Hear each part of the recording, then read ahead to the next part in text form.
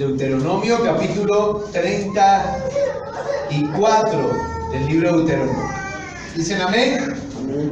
¿Están listos? Como se da cuenta, hoy vamos a escudriñar, a estudiar el último capítulo del libro de Deuteronomio. ¿Ven? Vamos a leerlo entonces, para que estemos aquí atentos. Dice la escritura: subió Moisés de los campos de Moab al monte Nebo, a la cumbre del Pisga, que está enfrente de Jericó, y le mostró Jehová toda la tierra de Galaad hasta Dan, todo Neftalí, y la tierra de Efraín y de Manasés, toda la tierra de Judá, hasta el mar occidental, el Negueb y la llanura, la vega de Jericó, ciudad de las palmeras, hasta Zoar. Y le dijo Jehová: esta es la tierra que juré a Abraham, a Isaac y a Jacob, diciendo: a tu descendencia la daré. Te he permitido verla con tus ojos, mas no pasarás allá. Y murió allí Moisés, siervo de Jehová, en la tierra de Moab, conforme al dicho de Jehová. Y lo enterró en el valle, en la tierra de Moab, enfrente de Bet Peor, y ninguno conoce el lugar de su sepultura hasta hoy. Era Moisés de 120 años cuando murió. Sus ojos nunca se oscurecieron ni perdió su vigor. Y lloraron los hijos de Israel a Moisés en los campos de Moab 30 días. Y así se cumplieron los días del llanto y del luto por Moisés. Y Josué, hijo de Nun, fue lleno del espíritu de sabiduría, porque Moisés había puesto sus manos sobre él. Y los hijos de Israel le obedecieron e hicieron como Jehová mandó a Moisés. Y nunca más se levantó profeta en Israel como Moisés, con quien trataba Jehová cara a cara. Nadie como él en todas las señales y prodigios que Jehová le envió a hacer en tierra de Egipto, a Faraón y a todos sus siervos y a toda su tierra. Y en el gran poder y en los hechos grandiosos y terribles que Moisés hizo a la vista de todo Israel. Y ahí sí hay que decir amén. Amén. Y ahí se acabó todo, ¿no? Entonces oremos al Señor. Padre, queremos darte gracias, queremos bendecirte, queremos glorificarte hoy que terminamos este estudio de Deuteronomio, no solo Deuteronomio, sino del Pentateuco, que nos llevó tantos años, Señor. Muchas gracias porque nos diste la vida, la salud, la licencia de poderlo enseñar, Señor, y a algunos hermanos de poderlo oír todo completo, Padre. Gracias por este estudio, Señor. Hoy, como te habíamos pedido cada día de reunión, desde que comenzamos en el Génesis, Señor, queremos pedirte que nos bendigas y nos hables. Y esta sea una noche de una profunda reflexión para nosotros, tan profunda, que cambie nuestra manera de pensar, de ver las cosas, nuestra manera de sentir sobre la vida, sobre lo que hacemos, sobre cómo nos comportamos. En el nombre de Cristo te lo pedimos. Te damos muchas gracias a ti. Amén, Señor, y amén. Aleluya. Amén. Gloria a Dios. Tome asiento, por favor.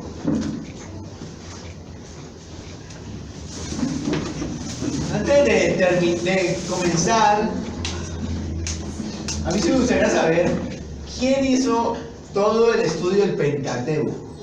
Desde que comenzamos hará unos 6 años. 6, 7 años. ¿Quién lo hizo? Perfecto. A ver, esos 3 hermanos.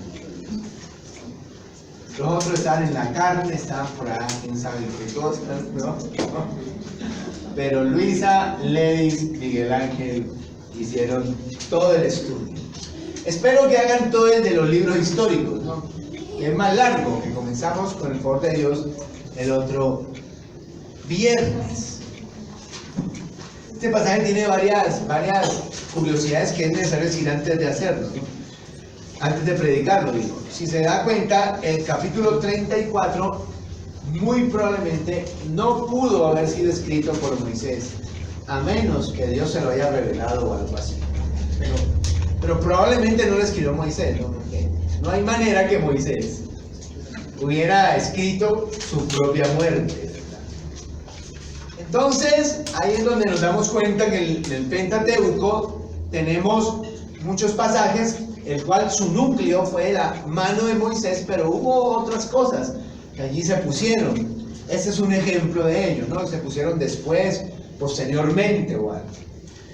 Lo otro que es necesario mirar aquí, y otro dato importante, es que Moisés muere, según el versículo 7, a los 120 años de edad. Y murió, vea, poderoso.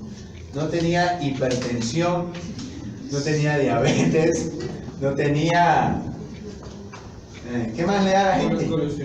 No tenía triglicéridos ni colesterol, nada. Dice el verso 7 allí que no se oscurecieron sus ojos, no usaba gafas, ni perdió su vigor, dice, murió entero el viejo. ¿Ah? Y el otro detalle curioso, importante aquí, es que Dios mismo lo enterró. Dios mismo lo enterró, dice, verso 6, y lo enterró en el valle, en la tierra de Moab. ¿Quién enterró a Moisés? Dios se lo llevó y Dios mismo lo enterró. ¿Por qué cree usted que hicieron eso? ¿Ah? Para que no lo adoraran, muy probablemente por eso. Por la misma razón de que no existe el original de la Biblia. Ahí es donde escribió, o puede que exista, pero no lo han encontrado, ¿no? Donde escribió Pablo, donde escribió Moisés, ahí el original, ese no se sabe. Y tal vez sea mejor así, porque donde existiera, ¿qué haría la gente? Adorar. Allá lo tendrían en un pedestal, mejor dicho, iría la gente allá a meter papelitos y cosas y decir así, ¿verdad? ¿Cierto? Eso es unos datos curiosos ahí para que los anote antes de terminar. Dice por allá más adelante la escritura que el ángel, un ángel se volvió uno de los arcángeles, creo que era Miguel, disputó con Satanás el cuerpo de Moisés, dice en el Nuevo Testamento, en la carta de Judas, dice ahí, disputaron su cuerpo, ahí no te hace detalle, que no nos dice aquí, pero allá sí no te hace detalle, que Satanás quería robarse el cuerpo, quería llevárselo, quién sabe para dónde. Y el arcángel Miguel luchó con Satanás para que el diablo no se pudiera robar el cuerpo de Moisés. Bendito sea Dios. Aparte de eso, este es uno de esos mensajes que uno predicaría en un funeral. Claro, predicaría en un funeral. Porque habla de la muerte y de cómo vivió un hombre. Qué importante es. Dice la historia ahí que una vez están tres amigos hablando y entonces le dice un amigo al otro, le dice, bueno, ¿y usted qué le gustaría que dijeran de usted el día de su muerte? Entonces uno dice, no, a mí me gustaría que dijeran ahí, frente al ataúd, dijeran así, me miraran, dijeran, aquí yace un buen padre, un buen hijo, un buen hermano. Ay, qué bonito. Y entonces el otro, ¿y a usted qué le gustaría que dijera ahí? Que dijeran, ay, mientras lo miran en el ataúd, entonces dijo, no, a mí me gustaría que dijeran de mí que yo fui muy bondadoso con la gente y que ayudé a muchas personas y todo eso. Y el otro amigo le dijo, ¿y a usted qué le gustaría? Dijo, a mí me gustaría que me miraran ahí en el féretro y dijeran, mira, todavía respira.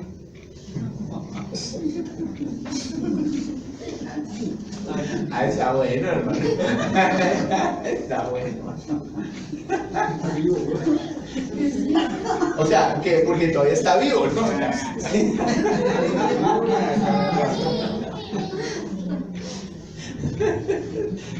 A mí también me gustaría que dijeran eso. No, ay, mira, está respirando. Aleluya. Bueno, pero es un chascarrillo ahí para distensionarnos, para romper el hielo. Y entonces dice que este sería uno de esos funerales, porque, digo, un mensaje que uno predicaría en un funeral, ¿no? preguntándole a la gente cuál es la mejor vida que podemos vivir. ¿Cuál cree usted que es la mejor vida que uno puede vivir? Ya sé que está pensando, ay, la vida con Dios y eso. Sí, sí, amén. Pero específicamente, ¿cuál es la mejor vida que podríamos vivir? Preguntarle cosas como, ¿cómo vivir de manera adecuada e intensa la vida? ¿Ah? Que como que si Dios le da esa oportunidad de que usted pueda como meditar y que no lo coja la muerte así de una. Un temblor, ¡frum! Se cayó todo, usted quedó de una, ya, no pudo pensar nada. ¿Sí? Estaba por ahí buenamente y ¡pum! Se le paró el mango de una vez, hermano. Y usted quedó ahí, y eso, no tuvo oportunidad de nada. Pero si Dios le da la oportunidad como usted meditar, ¿cuál sería la vida, ¿no? Que uno en ese momento pensaría, o sea, viví bien, viví mal, aproveché los 70, 40, 50, bueno, 20 años, lo que sea, que Dios nos dio, que Dios me dio.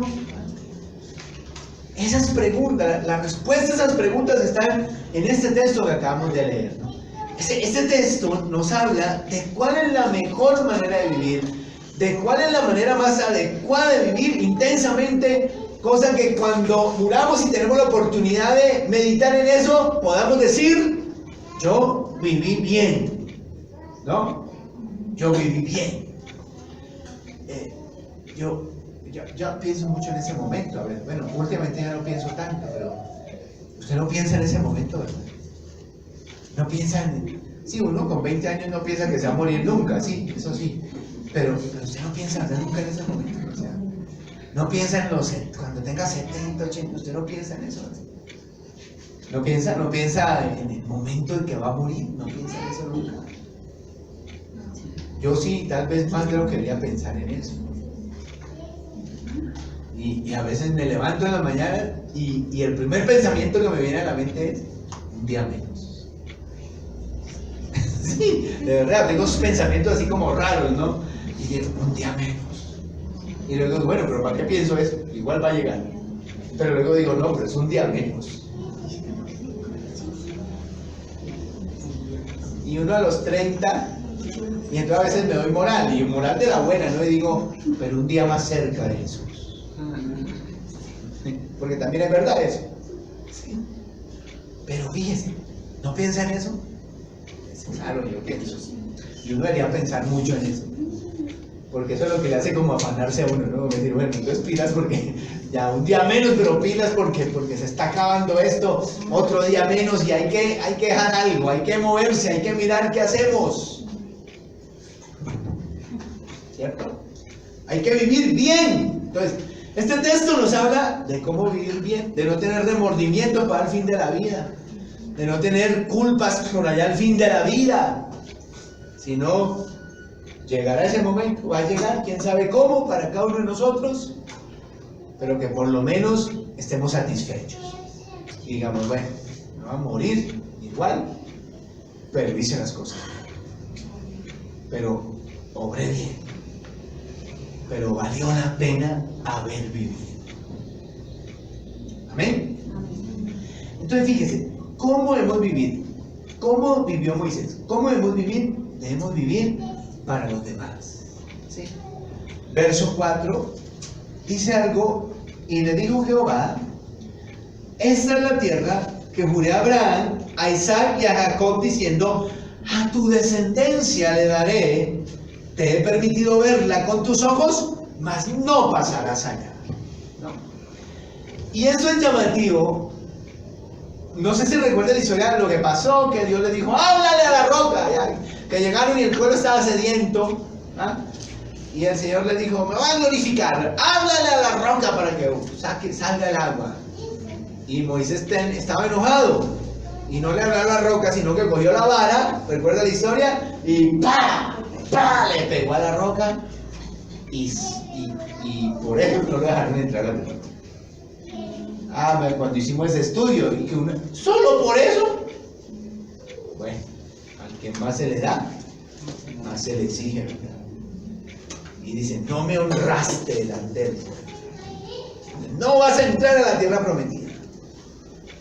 Ahora piensen, Moisés duró 40 años en el palacio del faraón. Luego duró 40 años por adentro de las ovejas, en el desierto, cuidando las ovejas de Jetro. Y cuando cumple 80 años, pues Dios lo llama y le da un propósito. Le dice, tú conducirás a este pueblo hasta la tierra prometida.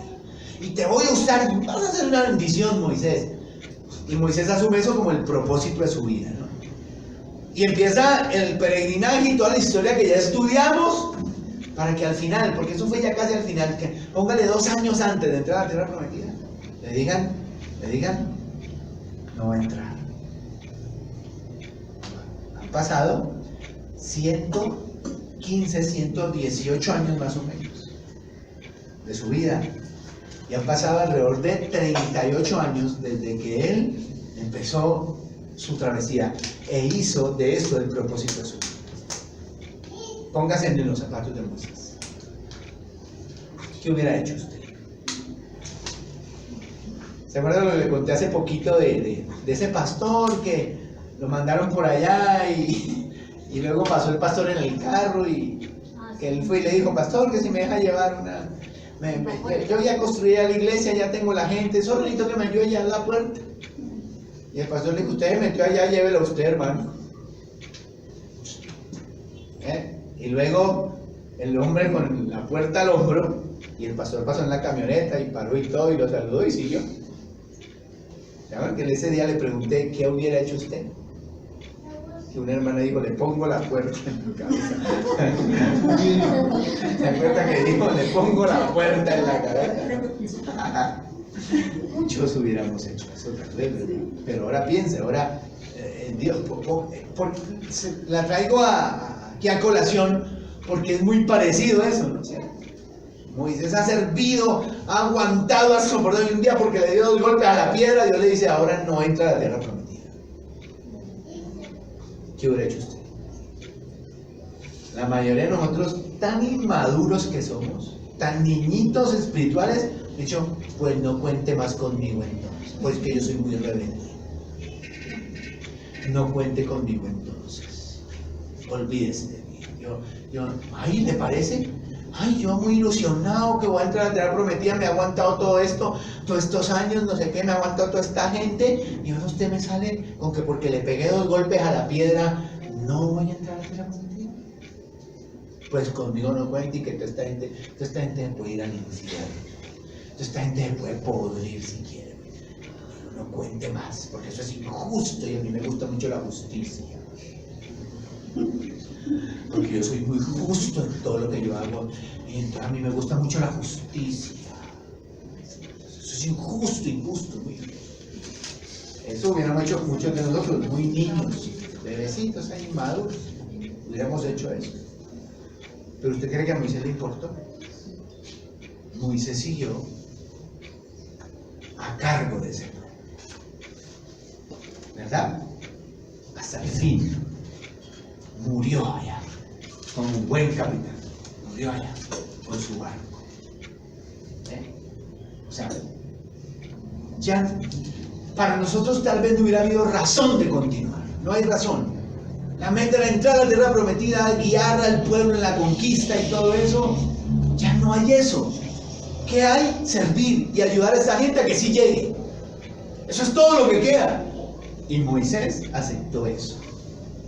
Y se quedó para ayudar a la gente a entrar en la tierra prometida. O sea que él vivió ¿para quién? Para los demás. Y cuando va a morir, quien escribe su muerte resalta eso. Dice, acuérdense que Dios le dijo a él esto y esto. Y eso evocaba esa historia que había ocurrido, ese suceso que había ocurrido allí. Entienda eso. Una buena vida se vive bajo la satisfacción de servir a otros. ¿Yo? De servir a otros. De no vivir para satisfacerse uno mismo y no vivir en el egoísmo. Habrá algo de lo que no nos vamos a arrepentir ese día, a los 70, 60, 62 años que muramos. Habrá seguramente muchas cosas de las que nos arrepintamos y digamos, no debe haber hecho eso.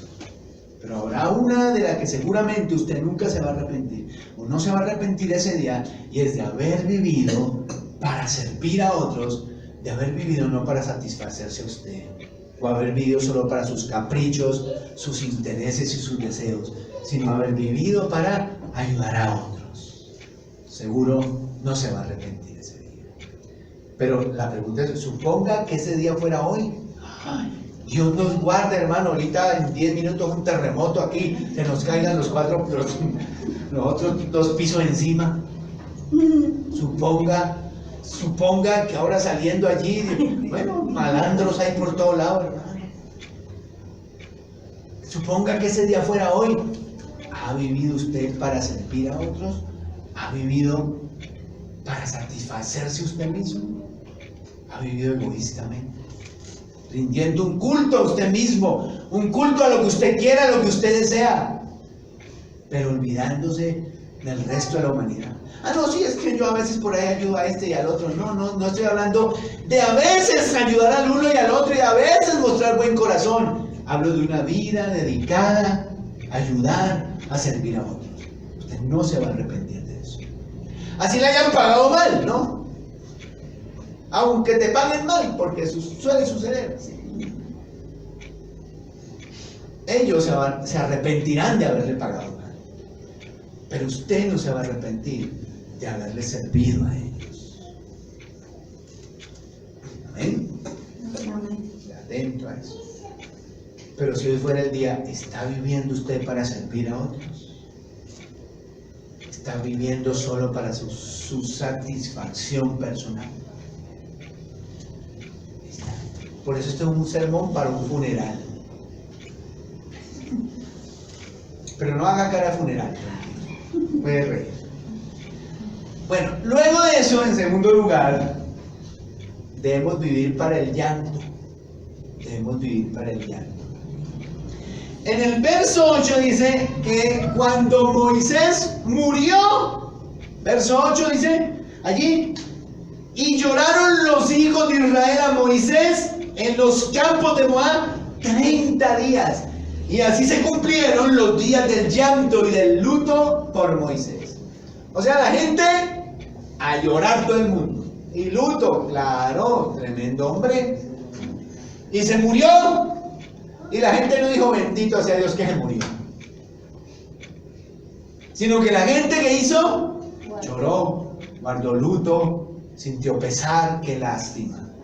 Algún día se tenían que morir, ¿cierto? Y ellos lo sabían, pero sin embargo les dio mucho pesar, les dio mucha lástima que él se hubiera muerto, ¿no? Y por eso le hago el contraste. No dijeron, gloria a Dios, Dios, ven, se murió ese tipo, uy, porque qué caspa, ¿no? Había vivido de tal forma que la gente estaba apesadumbrada, estaba triste, guardó luto, porque él había muerto, ¿cierto? Debe haber sido maravilloso haber sido guiado por Moisés, ¿cierto? O quién sabe si hubiéramos sido igual de rebelde al resto. Pero hubiera sido bueno haber vivido todo eso, el éxodo, el maná abriéndose, las plagas y el agua de la roca y el maná del cielo. Eso fue un privilegio haber vivido esas cuestiones, ¿no? Qué bueno hubiera sido. Bueno, ahora tenemos algo mejor que es Cristo, ¿cierto? En nosotros. Amén. Pero qué chévere haber vivido esas cosas. Y haber conocido a ese tremendo hombre de Dios, que fue Moisés. Qué bueno. Cuando a mí me dijeron que el personaje más importante del Antiguo Testamento era Abraham, pues yo no lo creía mucho. Porque para mí siempre había sido Moisés. Pero me dijeron, no, es Abraham, porque de Abraham fue que nació el pueblo de Dios, y entonces es Abraham. Y decían, no, pero ¿y Moisés? Porque Moisés se me hace un hombre, o se me hace un hombre extraordinario. Qué bueno, ¿cierto? Con todas sus fallas, ¿no? Porque sus fallas tiene, porque era un hombre nada más, pero también todas las cosas que hizo, maravillosas, ¿verdad? Entonces, piense que hoy fuera el día, ¿qué diría la gente? Ay, bendito Dios, sea Dios, se murió. ¿Qué hacía su mamá? Ay, bendito. Yo sí, como yo he oído mamás decir, cuando tiene esos hijos malos, rebeldes, drogadictos, que dicen, yo sí prefería que se muriera. Y yo las he oído y uno se le hace extrañísimo oír hablar a una mamá así, de esa manera. Pero yo he oído madres diciendo, yo sí le pedí a Dios que si él iba a seguir en eso, que se lo llevara. Entonces usted, imagínese usted se muriera hoy, ¿qué diría su papá, su mamá, su hermano? Ay, bendito Dios, se murió a plaga. No, nos tenía, pero hasta aquí ya nosotros. Yo sí le pedí a Dios que o lo cambiara o se lo llevara. ¿No?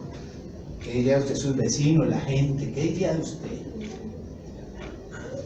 Pues lo ideal es que el día que muramos haya como un doble sentimiento allí, ¿no? Uno de pesar, porque murió alguien que ayudó, que sirvió, que colaboró, que fue una bendición. Que la gente tuviera pesar, ¿no? Y no por aquello de que todos los muertos son buenos, ¿no? Porque ustedes, todos los muertos van para el cielo. Sea Pablo Escobar, sea Timochenko, todos los muertos van para el cielo. Eso, ninguno va para el infierno. Yo nunca he en un velorio que digan, vamos a orar a ver si, vamos a rezar unas Ave Marías, a ver si lo sacan del infierno para llevárselo para el cielo. Nunca he oído eso, ¿no? Y en uno cristiano, pues mucho menos. Mucho menos no, pero en uno cristiano, yo siento, todos se fueron para eso. No, fue que recibió a Cristo en el último momento. ¿Y usted qué opina, pastor? ¿Se fue para el cielo o para el infierno? Y digo, eso solo lo sabe Dios mismo. Eso yo no lo puedo poner así. Yo creería que se fue para el cielo, ¿no? Y ojalá. Sí. Pero eso, ¿quién sabe? ¿Quién lo sabe? El Señor, ¿cierto? Nadie más sabe. Bueno, y allá los que lo reciben, donde sea, que se haya ido, ellos también lo saben. Y entonces, que hubiera ese sentimiento como de pesar de la gente, que dijeran, se murió, qué pesar, nos va a hacer falta de verdad una persona así, ¿no? El otro día vi un velorio bonito que la gente iba de blanco, o sea, llevaba un pantalón caqui y la guayabera, o la camisa blanca, ¿sí? Y la gente iba con globos blancos. Y cuando ya lo cremaron al hombre y todo eso, y salieron afuera, pues sí, salieron afuera, ¿no? O que salgan ahí. Y cuando salieron, ya, y entonces los globos eran de león y ya, y los soltaron, y la gente aplaudía y lloraba mientras aplaudía y eso. Bonito, ¿no? Así. No eso que uno oye, hermano, que le llevan a la ronca de oro, hermano, y al ronco de oro allá, y te fuiste, y me dejaste así como soy, y no sé qué, y se tiran encima del ataúd y todo eso, y arrancan y tiran flores, y eso gritan y se desmayan, y llega la defensa civil, y no, eso es terrible, o sea, pues que a uno no le gusta ir por ahí. Pero el de los santos debería ser bonito, ¿cierto? Pues una despedida en realidad, no es el, ay, ahora qué vamos a hacer. Pero que la gente sintiera pesar, ¿cierto? Qué bonito fuera eso. Mi jefe, mis vecinos dijeran, ese muchacho, tan bueno, esa muchacha, mira ese taxista, qué bien, ay, qué pesar, ahí, no, qué cosas, ¿sí? Y se entristecieran del pesar que les da que se fue alguien valioso, pero por el otro lado, que hubiera ese sentimiento de esperanza también, porque tenemos la esperanza de la resurrección, de que no es un hasta nunca, sino es un hasta pronto. Ya nos vemos también. Que es lo que enseña ya 1 Tesalonicenses 4:13, cuando Pablo dice, enseña sobre el rapto, el arrebatamiento, y dice, esto se los digo para que no se entristezcan como los que no tienen esperanzas, o esperanza, dice, No es que no se entristezca, obvio. Cuando alguien se muere, si sea cristiano, pues la gente se tiene que entristecer. Y ojalá se entristezcan, como le digo, de pesar, de que qué buena es esa persona, qué lástima y eso. Pero a su vez, tiene que estar permeada esa tristeza por la esperanza. La esperanza de que ya nos vemos. Ya nos vemos. Es la resurrección la que no deja que pensamientos como los que me vienen a mí hagan que me suicide. Esa es la esperanza. No, en serio. Que póngase a pensar en eso. Póngase a pensar que es que la vida es dura, hermano. La vida esto es pesado, hermano. Esto es pesado.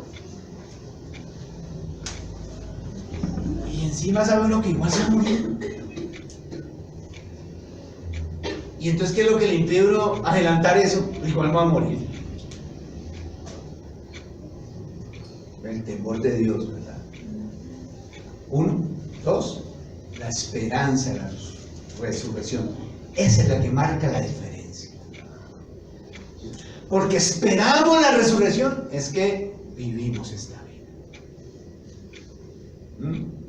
El pensamiento de que solo somos peregrinos aquí nada más, peregrinos y nada más, que nuestra verdadera ciudadanía celestial es la que nos da el ánimo de todas las mañanas. Cuando nos levantamos decimos, o digo, otro día más, es la resurrección la que le da el ánimo de seguir adelante.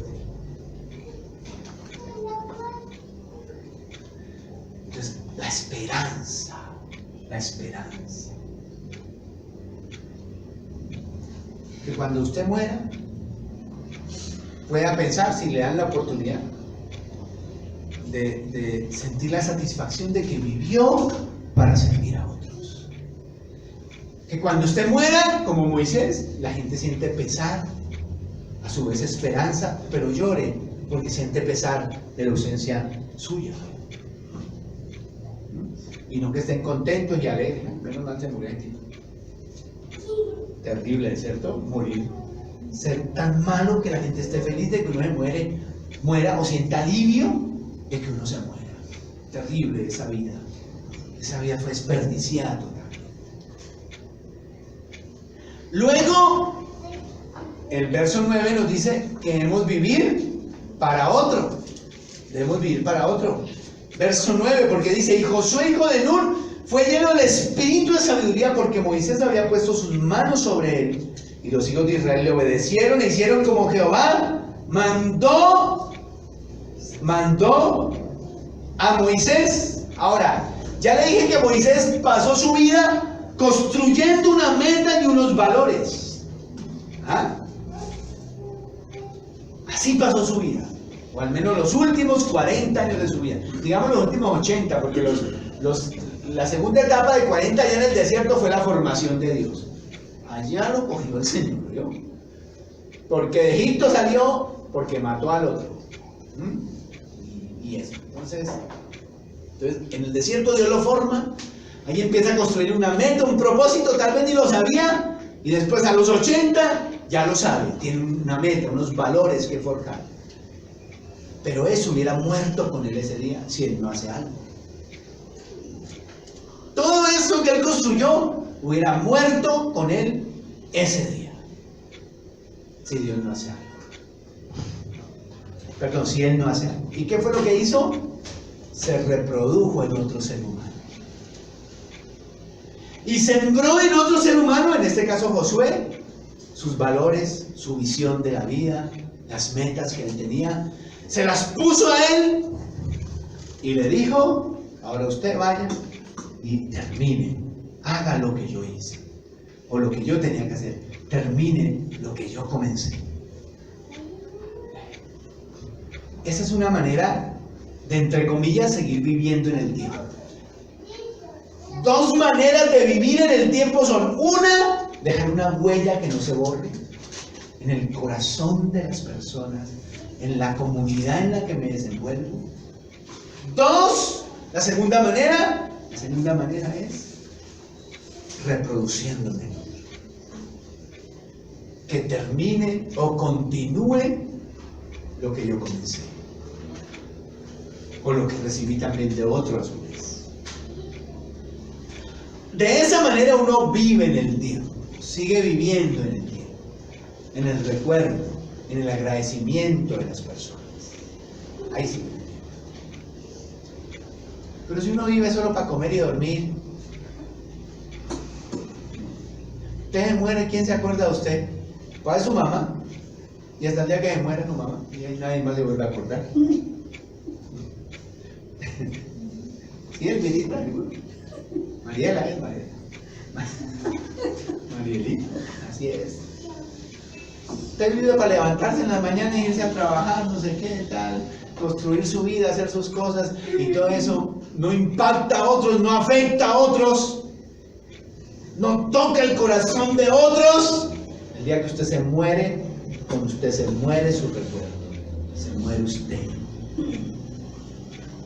Si no le dice a otro, coja lo que yo soy, ¿sí? Tómelo, acomódelo lo que usted es y siga lo que yo hice, usted se muere literalmente en el recuerdo, en el agradecimiento de la gente, en la historia de esta tierra el día que se muera. Ahí se acabó. Pero Moisés no murió, se fija, entre comillas, no murió en realidad, porque lo que él era, lo que él quería, lo que él hizo, perduró en Josué, que lo llevó. Ahora, ¿cuál fue el error de Josué? Que no hizo lo mismo, muchacho. Y entonces el día que Josué se murió, esa es la gran diferencia, todo el mundo agarró su camino y a hacer lo que querían. Y vino una época de desorden y de caos en el pueblo de Israel, la historia de los jueces, ¿verdad? ¿Por qué? Porque Josué no hizo lo mismo que había hecho Moisés. Josué buscaba a alguien, ¿no? Porque sí dejó una huella Josué, obviamente, miren, ahí todavía la tenemos. Pero le faltó buscarse a alguien, quien decirle, cuando yo me muera, usted va a dirigir este pueblo. Y lo va a dirigir así, bajo estos valores, bajo estas normas, bajo estas pautas, así lo va a dirigir. Ahí vienen dos preguntas importantes esta noche. ¿Está usted haciendo algo que deje huella? ¿Está usted haciendo algo que realmente valga la pena con su vida? ¿Que hará algo tan grande, tan impactante, que hará que otros en el tiempo lo recuerden, la recuerden? ¿O solo está pasando por esta tierra por pasar? Es una buena reflexión. Qué triste es eso que le digan a uno un día, usted está enfermo, tal, tiene tal, 2 meses de vida tiene. Y usted empezará a pensar, ¿y qué hice con mi vida? Tal vez es un dolor más grande que los dolores que le causa la enfermedad a la que uno se moriría. ¿Saben qué no hizo? Que no hizo, que no dejó, que el día que me muera conmigo se muere todo, porque no hay una vida impactada, no hay una familia impactada por lo que yo hice. Qué triste eso, qué triste. Por eso hay que levantarse a construir, a impactar a otros, a sembrar en otros, a poner en otros. Que cuando ese muchacho que hoy tiene 20 años, 25 o 30, tenga 80, diga, yo me acuerdo de fulano, de esta o del otro, que me decía, que hizo por mí, que me dejó este ejemplo. Usted estará viviendo 60, 70 años después. ¿Está usted poniendo lo que usted es, su visión en otra persona, encima de otra persona? Le está enseñando a otra persona. Dios no lo quiere el día que usted falte, usted está seguro que esa persona puede seguir lo que usted hizo, como sucedió en este caso. Esta noche vinimos a pensar, ¿no? A reflexionar mucho aquí. Y por último, ¿cómo se debe vivir? Entonces debemos vivir como ningún otro. Esa es una excelente meta. Entonces, si usted se le olvida todo lo que yo dije ahorita, pero sale de aquí acordándose toda su vida de que usted vivir como ningún otro, ya la hizo. Así es. Yo quiero que se fijen lo que dicen los versos 10 al 12 y nos centremos en dos frases allí. El 10 dice, y nunca más se levantó profeta en Israel como Moisés. Figúrese, con quien trataba Jehová cara a cara. Y luego el 11 dice, nadie como él en todas las señales y prodigios que Jehová le envió a hacer en tierra de Egipto a Faraón y a todos sus siervos y a toda su hija. Dos frases. La primera está al comienzo del versículo 10, y nunca más. Esa frase es tremenda. Y luego, la que está al comienzo del versículo 11, nadie como él. Dos frases, subrayelas. Cuando llegue esta noche a su casa, arrodíllese y ore con esto. Nunca más, dice ahí. Y luego dice, y nadie como él. Y cuando nos dice que nunca más, nos dice, nunca más existió otro hombre como él en Israel.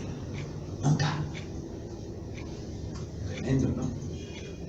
Por eso hay gente que dice que esto tuvo que haber sido escrito mucho tiempo después. Porque tuvo que haber sido escrito por alguien que sabía la historia de muchos profetas, ¿cierto? Para poder decir, es que no hubo otro profeta como Moisés. Nunca más. Él fue único, un ser único. Ya, así vivió. Para que se dijera de él, nunca más hubo otro como él. Nunca más. Y luego, así vivió, para que después, en su muerte, dijeran, nadie como él. Nadie. ¿No?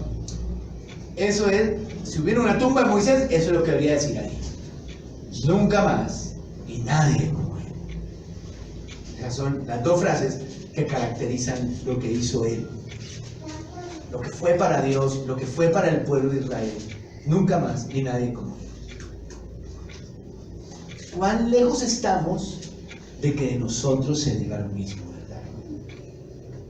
Somos gente tan común y corriente, tan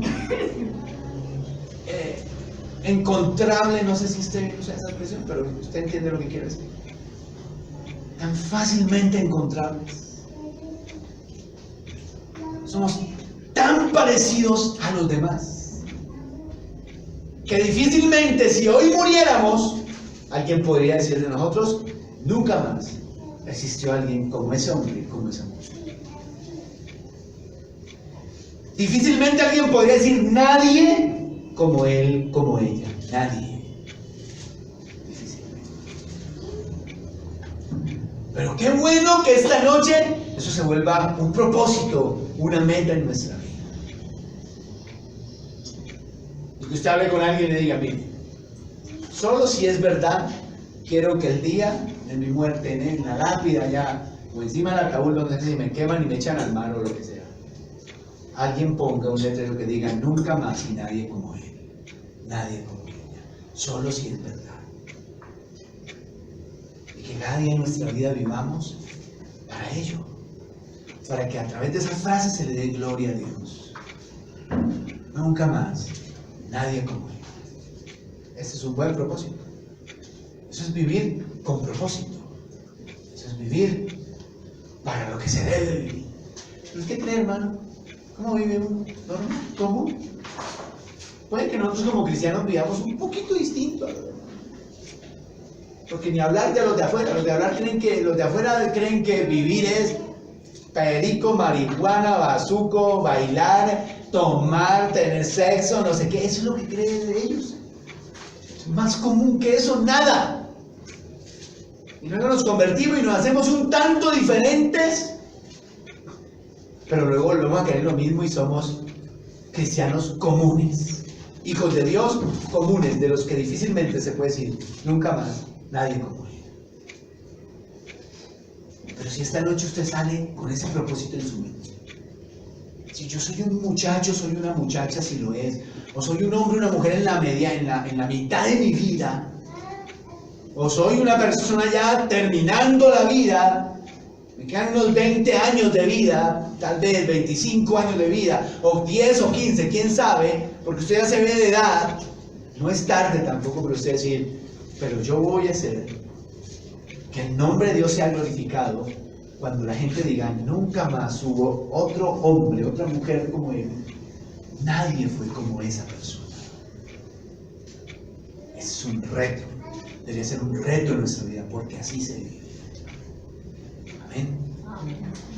Entonces al comienzo le dije que cuando esté muerto, miren el ataúd y digan, todavía respira. Ese era solo un chascarrillo. Malo, porque usted no se ríe. O medio se rieron. Otros ni lo entendieron, todavía están pensando. ¿Por qué respirar? ¿Por qué respirar? ¿Cómo así? Los muertos no respiran, no entiendo. Pero en realidad lo que debería decir ahí es, nunca más. Nadie como él. Qué bonito que sería. Qué gloria traería eso al nombre de Jesús. Pero eso no lo logra gente ordinaria y común. Lo logra gente con un propósito y un reto en su vida. Amén. ¿Cómo se debe vivir? Para servir a los demás. ¿Cómo se debe vivir? Número 2, ¿qué más le dije? Para el llanto. ¿Cómo se debe vivir? Se debe vivir para otro. Y por último, se debe vivir para... Se debe vivir como ningún otro. Oremos al Señor. Padre, muchas gracias te doy por tu palabra. Hoy pones un reto delante de nuestros ojos, muy grande. De verdad que nos sentimos bendecidos con este último estudio del Deuteronomio. Qué triste es conocerte y ser comunes y ordinarios como cualquier otra persona. Qué triste es conocerte, Señor, y seguir viviendo los valores que vive la mayoría.